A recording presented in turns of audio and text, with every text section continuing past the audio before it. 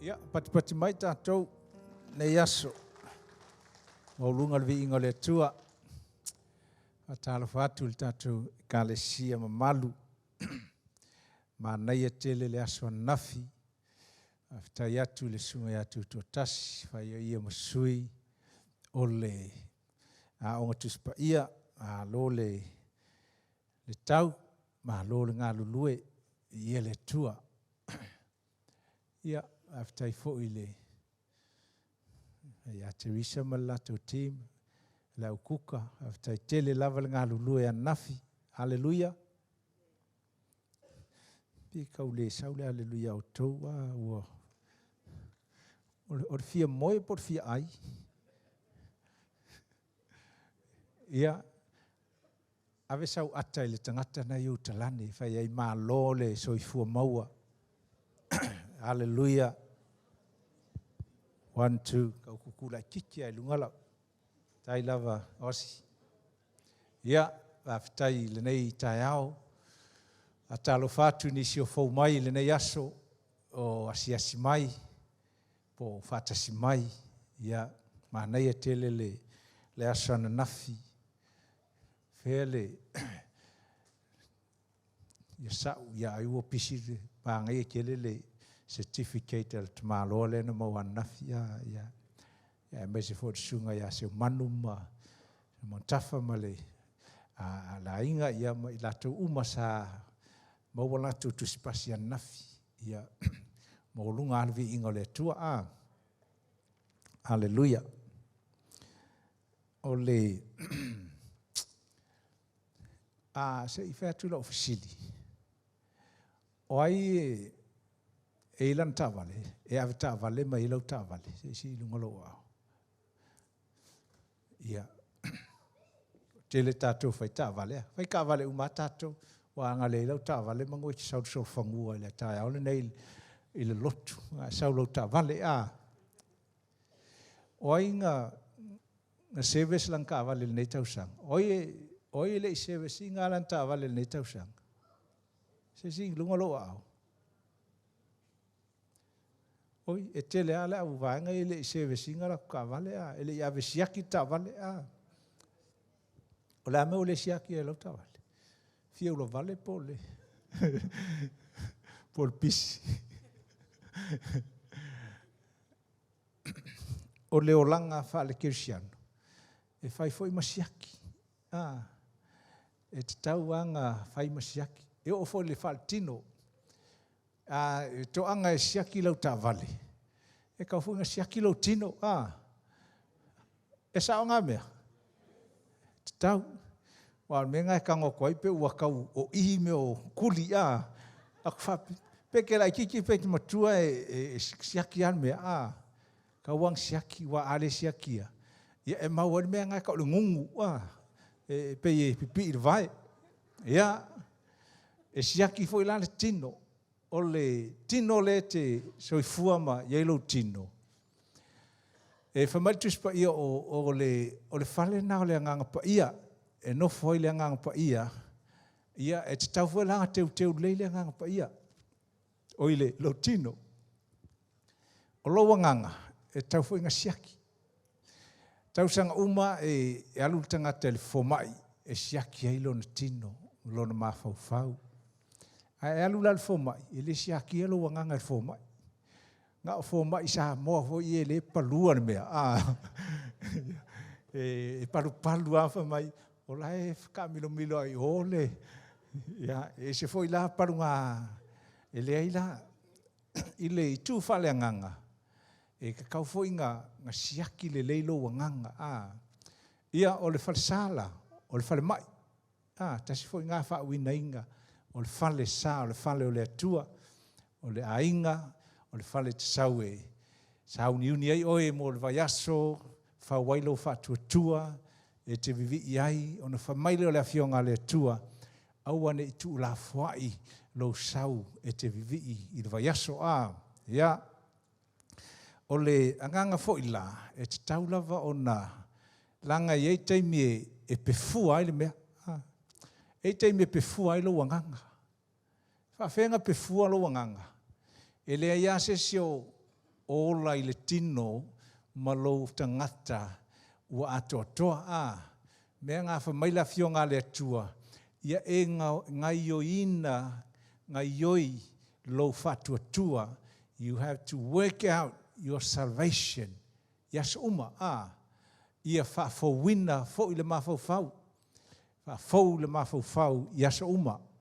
Lea ngai ei taimi e teitai, ei taimi e tingā, ei taimi e whaingatā, e ono, a awhia i lo wanganga ma lo wola au auna, ona silo ai leo le mea ngā whea koe siaki, e ika mea pe fua i lo wanganga ma lo wola au auna, le mea ngā te iloa, e ei taimi e excited a lesi, pe e o ingi kaimi pe o ngā luenga whaavai taimi fo i e i le kaimi o saua makua i fia, ua halu le atoa le fia, ai le umi foi, wa e vai atu, ua le kukusa foi le mea, a le ngā ia ua ngofo mai ai tua, ua sau ngofo i fafo, a le ngā ua e fiu koe ngā e fasili la i o le whaifi au pe fasili a tai o matawhata ese, o fea o iai si vaenga lea, o fea o iai, e a langa ngā e fiu sue, langa ua kua i pefua kukong.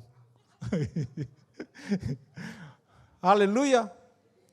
Ole mea la le nā, a tatu o le whātu spa ia, mai le whenga inga tuai. Mai le tāla le atua i le aosi taulanga, ia o tau iloa, aua ne i pēle la mepa le aso, i aso uma. Aua nge i mate ia ne i, nge i pē, le afi, ia mumu pē le afi i tutonu le manumalu.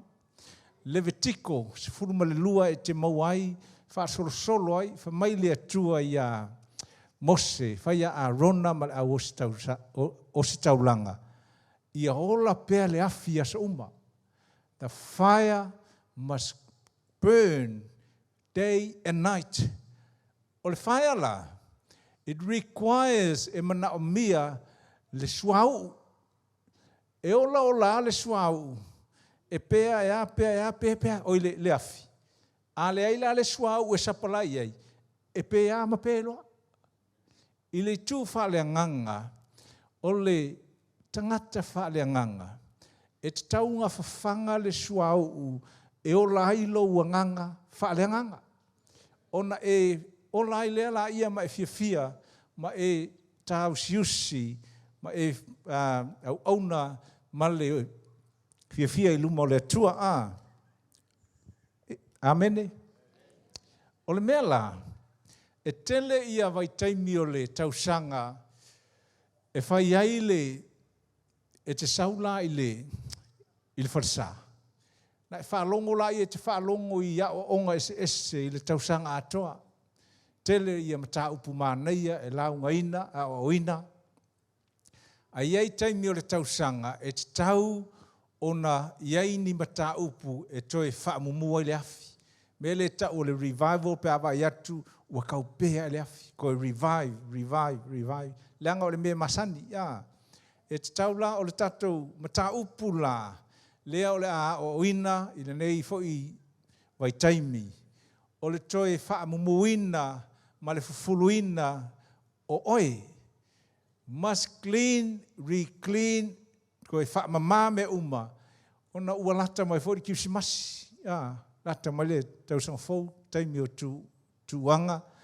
Ia, o le preparation la, ia, mama oi, you must be clean, ia, mumu leile mea, a oso mai la le wha songa, mga luenga le ti Apollo, ua matua i e malosi a walai mama tutonu. A oso mai le ita, a oso mai le temptation, a oso mai le tinga, a oso mai le whaingata. A mama la tutonu, e ola le afi, e ola e le tei ngā ruese. E longo fie lava le tangata ua tau pēle afi o le whaaleanganga ia te ia. Ua te vai atu iai, ua ikango fie, ua le tu fia, ua alu whapea. O le tū le tatalo, tasi le nei mea ua e ese ma le tāua. o le ola tatalo o le tangata. A iei taimi alu leo langa tatalo oe, ua vai lau tatalo. E iai le mea lilo e wha malosia lau tatalo, lau ola tatalo. Prayer is so powerful. Tele la ua onga o tatou whaia i le mea le nei o le tatalo, ai tele nisi ua whaingata o na tatalo. E alanga whaingata ngā tatalo isi, ua poloka mea uma. Poloka la vai, kalo ua whiu e tatalo e le uekele mea, whiu e tatalo ua amata ngā tumumu i le atua, whiu e tatalo ua amata ona le uekele le loa nganga e te fia tatalo. Amen. Ai ai le tamai, pei ona tā ua i le tele o taimi, i lau taimi lea ma le atua. A e whape in prayer, le ua oso le tala i le tatalo, e tele atua i ngā mea, ma le whaitau tusipa ia. O le afi e whaamumuina lo wola tatalo. The fire that lights up your prayer life is the word of God. O le afi e whaamumuina lo wola tatalo o le upu le atua. O le sika ako kua pēa. Gala su a fikusia ko e kuku ali mea. O le fia kaloa. E ola le tatalo. E sa sao le afio le tatalo. I le afio ngā le atua. E whawhenga uekle ngā mea. E te iloa ua pēla uola tatalo. Ua se asea e koe whaitau inga le afio ngā le atua. E pēlo le upu. Pēlo ma tatalo. E pēlo ma tatalo. Mafuro ma tino whaleanganga. Pe se ere upu le mafu. Ua amakalonga pēle mōli. So the word of God, olau, that's light. It gives life to your prayer life. And your prayer life, e ola iale mea, e ola ia sa umba, O le taimi e te whaitau el tusipa ia. O le taimi le nā, e oso mai ai loa nganga, le manao e tala noi le atua. Did you get that? When you read the word of God, it ignites, revive your soul to start talking with God. And that is the secret of the fire of life in your ilau o langa tatalo. O I fo ila, o le talo sanga la, o I e mawhai ai, o na e whaatanga le tua, pe o te tele o onga na tātou whaalongo ai. O le tua o lai whaatali ate, o e te ole atu, o na whatoa whaila i o whaataunu ula ia. E le ole la le tangata, o na ua pēle upu. A pēla le upu, ua pēle tatalo. A pēle tatalo, ua pēle afi. A pēle afi, ua nofo mai, ua whaatino, ua le aise nganga, ua le aise nau tainga, ua le aise mana i le mea lea. Amene, ma ngai ngā entree, nei tai au. Kako ai entree ia ngai tai au. E ma mawhangai entree ngai au ako. Get back to the word of God. E whaitau le tusipa ia. E ke wa ai, pe ona whai atu. E te ia ua hosolo ua nganga e te tatalo. Ngai wa ela ia ua laitu wa e tatalo kakalo. Ke umea ka wa, ua makua ia e toi fia e tala noa le atua. E o lai le si levo, ua tala noa mai le atua. Ngai wa e atula ia le afi. The fire of your spiritual life started to light up again. Amen. Ole, tala la le fia, tala noa i tātou. Ile, it's a topic about encounter. Ia maua se lua encounter ma le atua. Ia maua se lua whailo inga ma le atua. O le whailo inga mua e whaingo fie ia te oe. O lau whailo inga lea ma le upua le atua. Se mai ala o tusipa ia ngā le prini.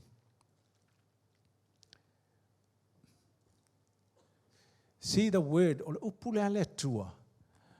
Your best encounter, o le whailo inga e mua i le afi oe, o le upu le atua.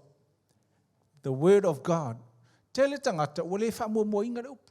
Kele kaka ua pisi, ua le se upu. And no wonder why they are not really growing spiritually. Hallelujah. We must go back and understand the word of God.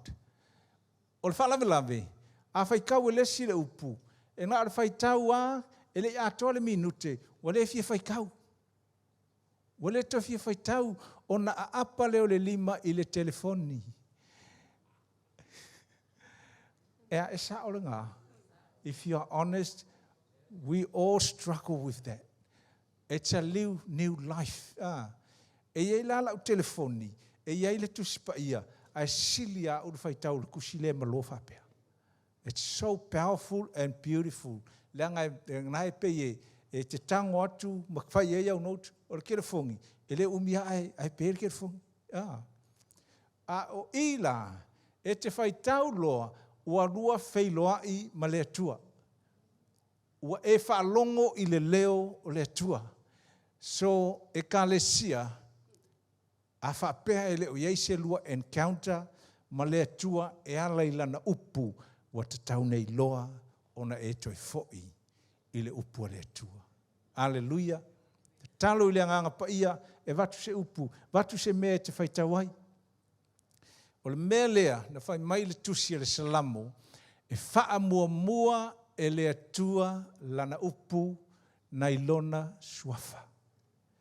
God puts his word above his name. O ingoa o le atua me tautia ingoa o le atua o Sapaota, o le atua o ai i rai. Oi vo isi ingoa. Fia ai. E le aise atua ka o fia ai. Atonai, e le o fia ai.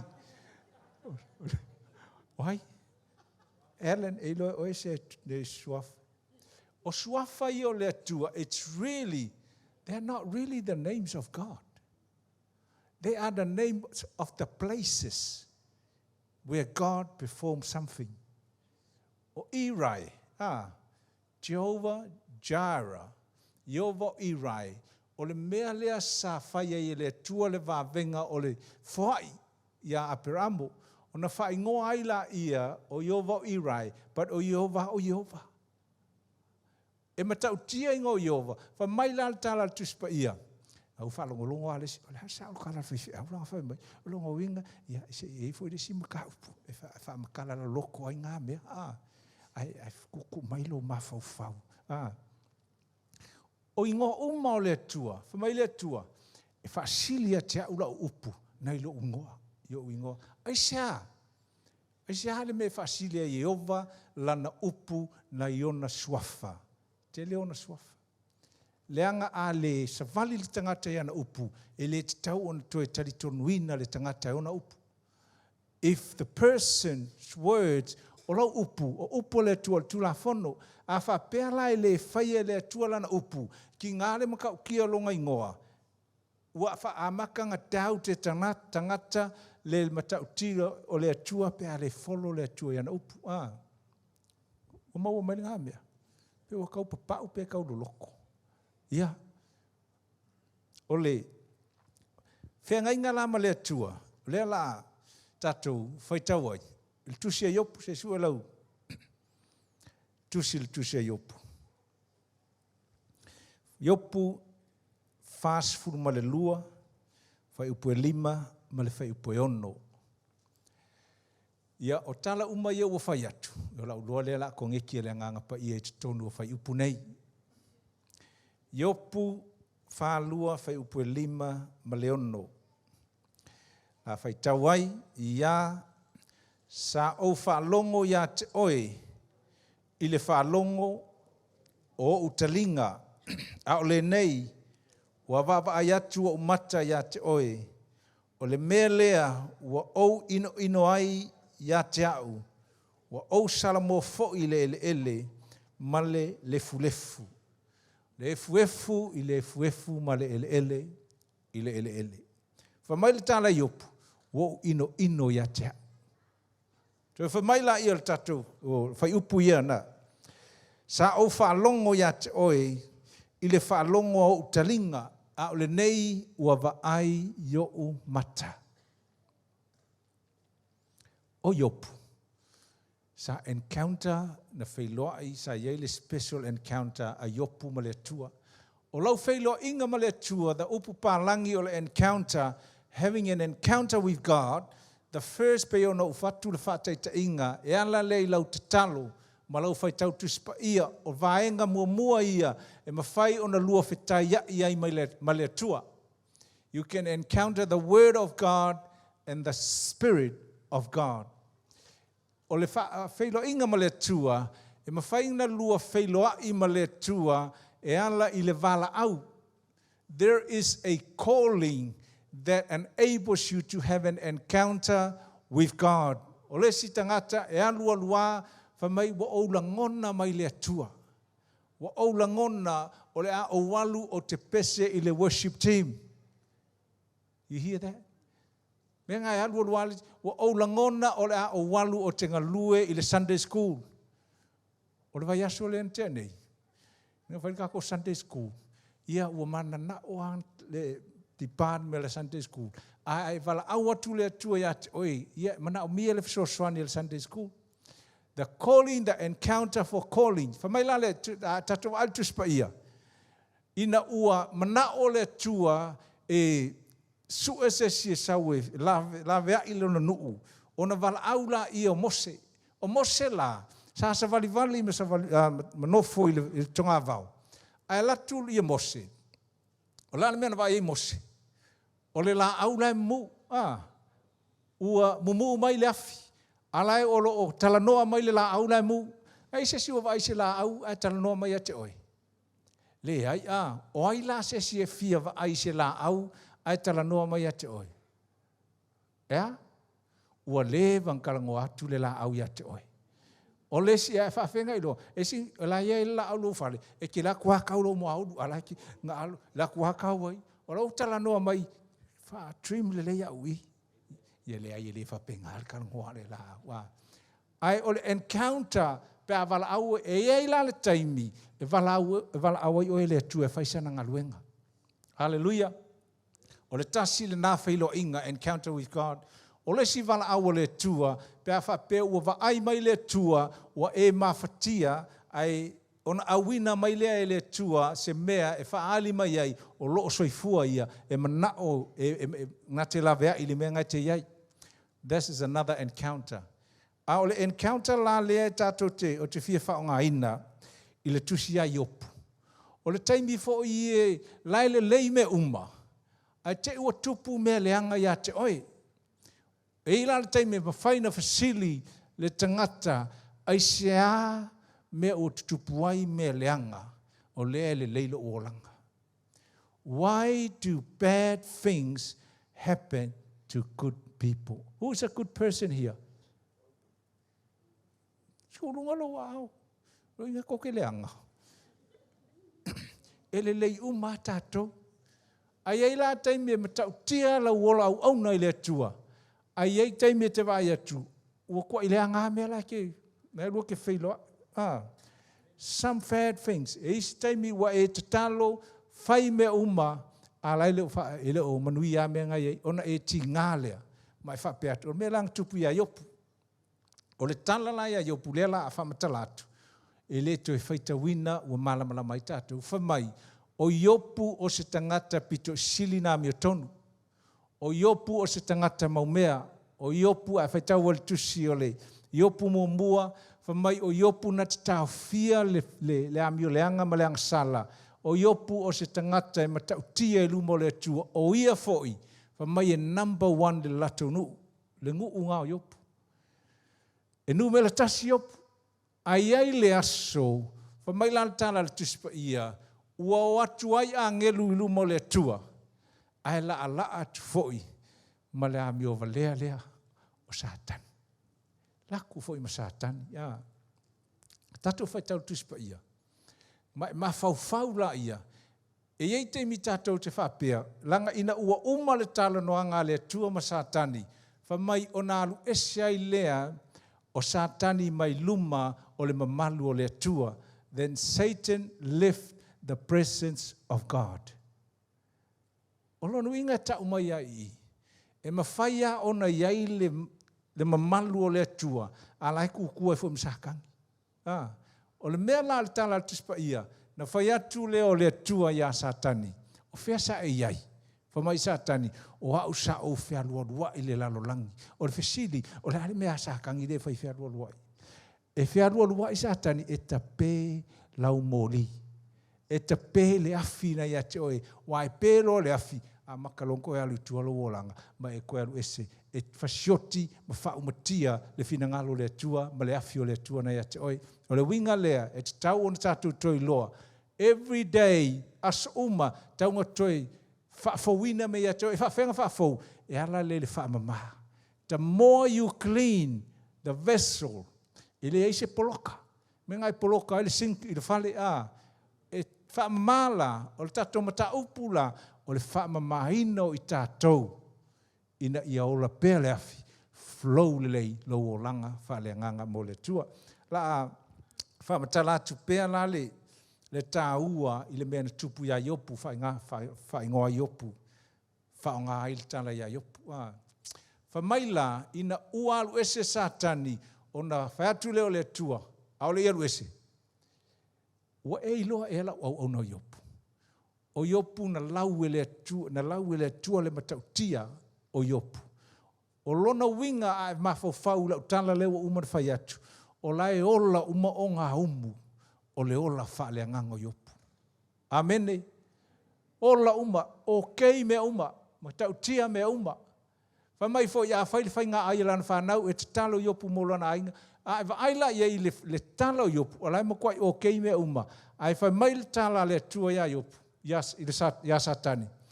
Alula, e pulea oi le me whaia iopu. Ai auange i e pa ilona ola. Ona tātou loana ale mea na tupu ia iopu. Ua mai iopu, ave ese umana oa, mahali liu malana whanau, le aima se mea, ma le toa lua iopu, ma kua i le anga le whautuanga, tātou malama le tala, ona mawhatia leo iopu i se mawhatia e matautia le se sio tātou no o iai. Tō se fulu le whanau.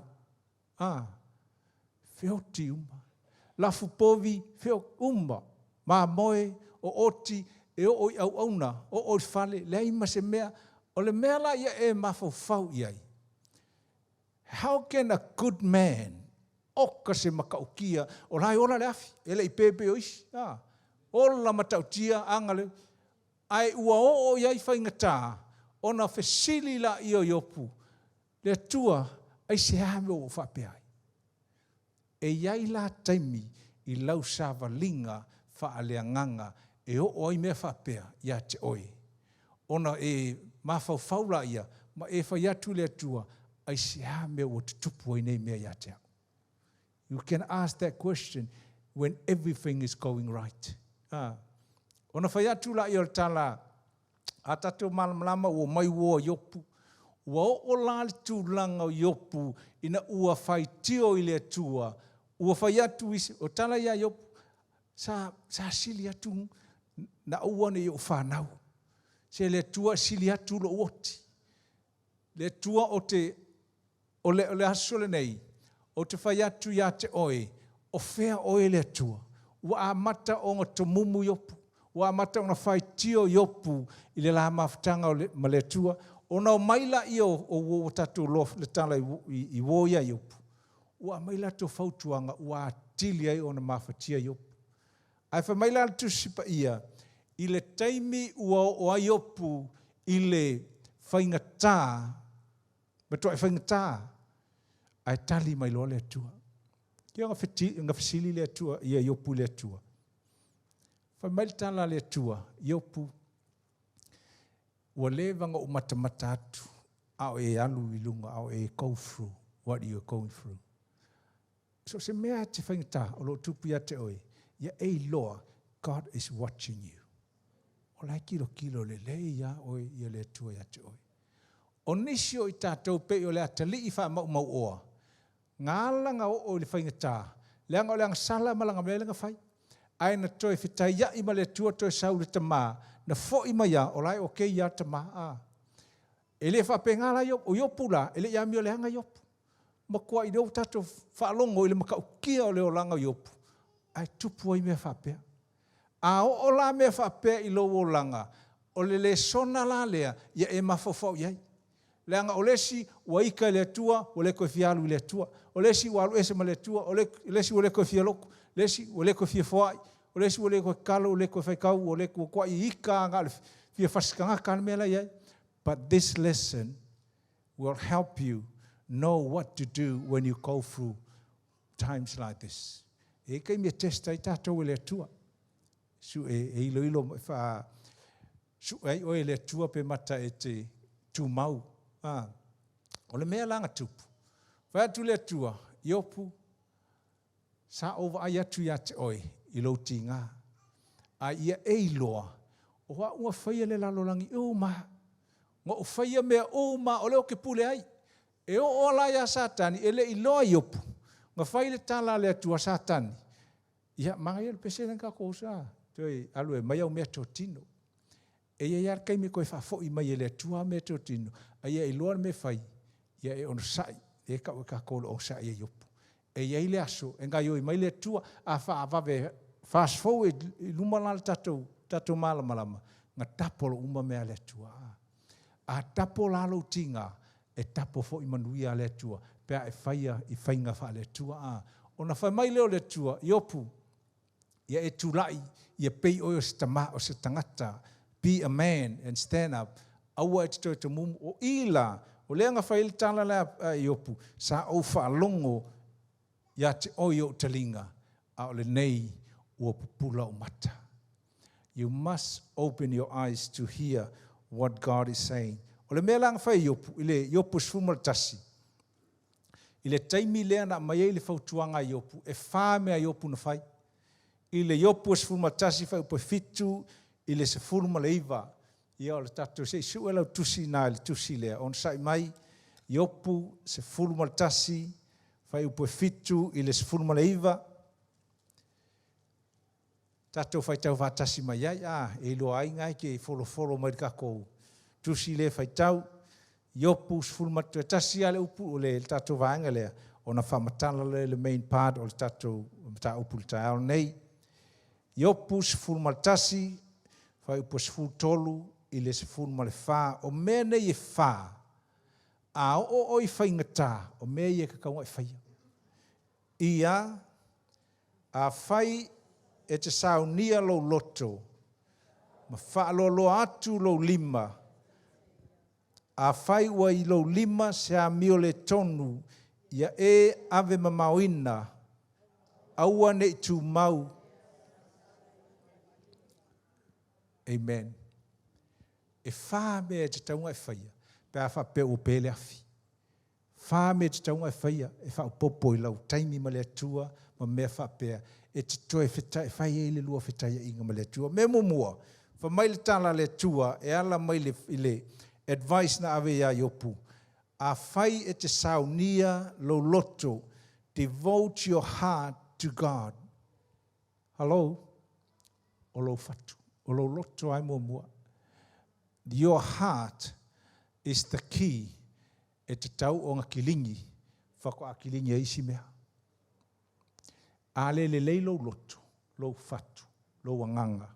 If your heart is not right, e ke whiu e kaumwhai. E se a mea uma. Your heart, mea ngā whamaisolo mona, ia out of everything, guard your heart. Ia onisi tangata, e o mai ale taimilingai, masalo po e sa whai mai foi. O lai ai ale mea lai ki ngā ilo loto I lesi. Po le taimi nei, po le taimi o tua nai, wha mai le tala le tua. To have a true encounter with me, you must fix your heart first. Amen. O satani I lea sata ua, I le tatou tusi lea. O satani o lona I ngoa whaperitania, o le accuser, someone that accuses you, o le tangata sau e whaiwhai a te oe. I le tusi o le whaalinga, a o lo loto I le ingoa satani, e tau o le adversary, o le tangata e whaia le mea e ataka I oe. Ia adversary, o le upu whakuliki I le ingoa satani, e tau o le katakonia, upu wha eleni, Israelu, e ta ua le anti-tikos. Ia, ua mamafa kere ngā upu a. Ala wha mamā ku le winga le upu satani. O satani, o upunga, o le tangata lea ngā ke sau e whai le case e attack ai oe. Amen. Lea la o le lololo le tatou launga. Toi ala mai, ala mai, ala mai. Amen. Te oe alu le whale. Te le imaua la le vaenga lea. If your heart is not right, e ke whiu e kaumwhai, e ola whakakangi alo wanganga wha, lo olanga wha leanganga. E ola, e le ola pe ola au ila kei mor sama a. E kai vai ako pe ola, e pe ola pe fuile. E ola wha lili. Ola e ola, a makua i mangu ane mea. If you don't fix your heart, a ele fixinga lo loto, lo wanganga, o le o inga e poloka o maisi mea. That's why for Maltala al tamalo Solomona, out of everything, pui lo loto. Langa ele upu palangi for my when the heart is hardened. Mamafa loa ua malo le heart. E fiu ko kui. E kui aku ko I ai kangai lesi. Mea na te vai ai orisi e wheoa I le lalolangi le nei, ai ale mea lei tutonu o ngā sa whai tau e le news. O se tala whaanonoa le nei tala. Wha se furu tolu tau sanga. Sa whasioti ai se tamaloa, se tangata I se meo le Northern Territory. E lopen kova ai le tala le. Ia, ona sue mai e leo sa case, wha se furu tolu tau sanga, a ole masina lente nei, ngā maua I Bundaberg.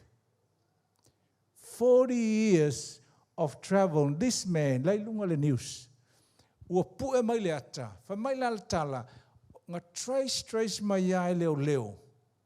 Maua I le tissue, o le tissue sa maua, ngā lewa ngā whai ia susu e ngā leo. Ai te I ua o le taiminga whaali ele mele ua tupu, ua susu e ngā fast food tolu tau sanga. O atua sa o leo I le whale o le tamaloa I Bundaberg, o I tutonu, whai atu la, wha mai la le, na whesiria ku leo, I le tamaloa lea, a matalonga kangi, wha mai ua kangi. 40 years walking around with something in his heart. Wha mai la o le tala lea, ona tau mawhai leo lea li I lea, e tā ofi mawhai leo, e leo ia ngā whasiotia. Long story, wa admit I le tamalo o ia ngā whasiotia, ma whamatala le mafuanga a. E iai tangata, ua whase furu kausanga, e iai ale mea ngai ko kongo oi, e le ika e ia e kaungaruese. O isi ua mafia, ua kava, ua kelenga kava. O isi ua umanga fix, praise God. A o isi, o loo iai ale mea ngai ate oi low heart. O le mea le ngā, le la o whati ate oi. E poloka I low breakthrough. E ke vai lai kama iafi. E kama iafi lao le atua. E saua, ma koe aluese, e sau. You haven't seen the fire, the real fire of God. Le fire le spe o le afi le ngasau tutonu, o le taimi o tapo inga I le whale whetā whai o Solomona, whamai ua le ma whai e lau whai ngā luenga ngā whai la tutiuti. O le whiau la mo oe, I le vaenga mua lea, whamai le tala, ia sau nia lo loto le whaperetania, devote your heart to Him. What does that mean? If there is something in your heart, e kei lo le leia, ua kōrusfuru kausanga, ua fast food kausanga, nga e hetai, nga whai e sesi ake oe, e o mai le aso ngei, ma kua I le koe fia wa ai kangaka ia, ma kua I le koe, if you already fixed that, thumbs up. If it's still affecting you now, you need to fix it now. Lona lua, whamai, whaaloa atu au lima, leo whai o le yopo kasi la leo kako iai. Then stretch your hands. What does that mean? Here I am, God. O ule nei le atua, Lord, it's me. It's me. I have something that someone has done to me. E o mai le asolingei. E ki ngā upe a. E te lo wa sa lotu, wa le koe ki ngāi. E te lo wa sa loku, wa le koe kaukarso oi. E te lo wa sa loku, a lua wheloa i mea ia, wa e aka iai, wa e hokaka. Whai mai le tālale, sa whai tau lau, tuspa ia la sale nei, le kalakua ngafi. I was reading the story of Hosea, the profeta Hosea. O tātou loa le tāla i Hosea, whai mai le tāla tuspa ia, o Hosea, o le lauru ngā lii, ngā le lei, au o muri lua whinge. It's a story. O na muri lua, o na alu lea, ai whai kaunga ia, e graphic ele le haka lea. O na alu la i o le whawhine, ua no nofo e lesi, ua muri lua ma lesi ta māloa, a le ki kiro akusko inga o sea. O na wha solo la ia, wha mai la tala le tuspa ia, saulo o sea i le atua, ua makua i ma le pe ale fatu. Have you heard about broken heart? Wha mai tala Solomona, o le anga sanla le vaunu ngā lii, ngā le oki ane me fixai. It's there in the Bible. No adultery, sin will go unpunished, and the wrath, the anger of the man in the heart of a man, it's only death that can fix it. Ale ka koe vai e mau mea. Fasioki a koe lesi, fasioki a sua e o le relationship of broken home, broken that, broken souvenir. Mankua le pesenga. Ua malepe, ua saralau mea uma. The heart of that. And this is what God said to Hosea. Whamalikala le tua, Hosea. Kelo o Hosea. Ai manga o ke encounter, if you want to take you to a higher level of the fire of God as a prophet in your life, representing the people, tangata o Israel, me mua, go back to your adulterous wife. Oko se kinga, maka oki, fe ai kupu ya patini ei mea. Ele ngā se example. Fe ai kupu ia kui ala sunga ya sunga ka spale fe ko aka ko va ia le ko o ko malo yo nga aso o kala vou. E koe kala voa e ka malo ai aru ka kiki solo ia po morima. Ka whakai ka inga pale file mu. Ele o se whakai ka inga. E whai mai le tala le tua Hosea o te mana o ia te oi. E alu e toi whaali le alofa I lo tolua. Go and show love. What does that mean in the context of this message? If your heart is not well, go and show love. Go and show love. Go means go. Not, oh yeah, it's okay. If you have a chance, get up, go and show love. Amen. After showing love, God said the second thing. Now, action love. O kala ngā le tua ia Hosea. Se, ong sai maso ki kiro ia o, no se ngo whai kaua I le vai aso lea. Ia kuia ngā notes. Alu e whai se mea e fixa ilo fatu. Again, if everything awa okay mea uma, ia, whaalua aku la whamsa, au koe pole ia ngā okay. Ai a whai o lo affecta ia lo heart, lo lotu. Alu e reconcile. Go and do it right. I believe, o te tali tonu lo lotu, there are some people here, and maybe in the other service lewa umatu. This here, God's going to bring a breakthrough on that case. Whether it's 43 years, or 50 years, or 10 years, a breakthrough is coming for you. Amen. Ora me mo mora ngai fai. Ia sauni lo prepare your heart. Lona lua. Whaloloa o lima. Surrender. Lord, what's the waste of my life taking this? I want to come back. I want to open up everything to you. Ona whamaila, stretch out your hands to him. O kala lea ele whaukuanga whaia iopu. Langa o iopu, ua fia fusu i le tua. Ua makua i ka iopu i le tua. Ika i longkolua, ika i anga uo, ita i le tua. Whamai lo le tana iopu. O le mea sa o whaalongo ai.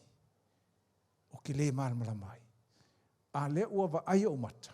What you need to know is to see a revelation of reconciliation. You need to see a revelation of healing. You need to see a revelation of true freedom. O le siwa yaso le la sau. E tātou te whaalongo le mata upo le repentance. What is deep and true repentance? Salamo, umatu, o la tātou whaalongo i sesi mata upu, o le fia ma le saolotonga e te maua i le whamangaloinga. The joy of forgiveness. Do you know? O le mea ngai ala inga pērafi. O le mea ngai ala inga halu le si ruma halu kua halu ruma e leo akolo fia. La ngai ia mea ia whamarika e le kala le kamaloa ko inga Samoa. Se ia me le whaku ulu lo mawhauwhau. A o iai la se whaku ulu i lo mawhauwhau. O le taimi le nei e tia iai whafur whatu ulu. Kai minge e vese ai. E taula e Samoa o le whaku ulu. A ka ule pālangi o le elefangi le kongo le poku. It's an elephant in the room. When your family comes, it's still sitting there. La o marikisi masi. Whai ei reunion e ainga. E ira kei mea mai ainga. E ngofo mai lesi le spiko. A ngofo aku le spiko. A ngofo le elefangi lo ngakong. Time to kill the elephant. Amen. Say amen. Tell yourself, I'm going to kill this elephant. Not the real one, but there's always an elephant sitting in your life between you and the person. Show love. Pay love. Oh, that's the second word. I got a beautiful message on reconciliation. Show love. Yeah. Maka mai se isu akulo. Ya lona winga itatia ese nga message. Malo al ongsa.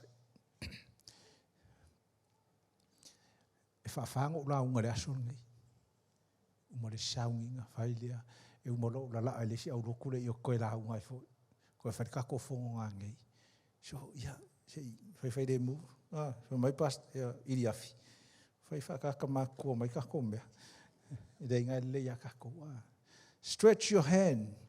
Ia lona tolu fai upos fumarfa. A fai wa yo lima se a mio le tonu. Ia ave mamauina, ave eseina. Put away sin that is in your hand. And the last one, aua ne tu maupea leang sala ilo fale ie. Allow no evil in your tent. Umaka kolau, fai ngofie. O le message pe ono fai atu. In case o iei se si o lo o iei a mea ngai ate oi. O te taunga wha uma langa o le makau kia i o lo sa o loto. O le makau kia i o le mumu a vainge le afia e mumu ai lava lave e rem fai. A mumu nge le afia e le ima se me lava lave ai. Ma ngai le mako afileang kuku piko e alale. Kuku e le ilo Paulo. Paulo ma pop. Nga sau le helikopta i le mumua le mako afi. Oh, kase mumua le afi. Mangkua kako afi le nga whai le working pay. Sau le helikopta, ka ruai le mako afi. Ko inga afi le ngai mga mia tato. When you encounter God with nothing in your heart, when you encounter God with surrendering, when you wanted the fire of God, with no more sin in your hand and your family. Ole upureka wai, no more evil in your tent. Ole tent, ole menga kingo fai. Hallelujah. Olo moenga, that's part of the tent. if you don't fix those things, ele whaia mea ngā, e affecta ilo moenga, affecta ilo ka vale, e ki o lai ki arua maave. Le asole nei wha umai. Tato tulai. E le pese le ua lewa yasola. Sa uroko assembly a mausu. Whamai aua e te tia ia lo whaola. Kako e iloa e ngisi ngā pese. E tūla le tai au nei, o isi o tō ngā la momoia ia. Kūla i lunga. Mole mole. Ai a whapeo ngai ke fia ngofo le isi me o iai. E ala ngai tū ia, le la kako o whale. O wai le isi se, e sa wha ia malu whale. Ma whau le la unga le aso nei. A o iai se whatu ulu. A o iai se elefange o kokoi ake oi. O le aso ngai auange e koe sa vali aku. Ai le i, whaia sau whiri.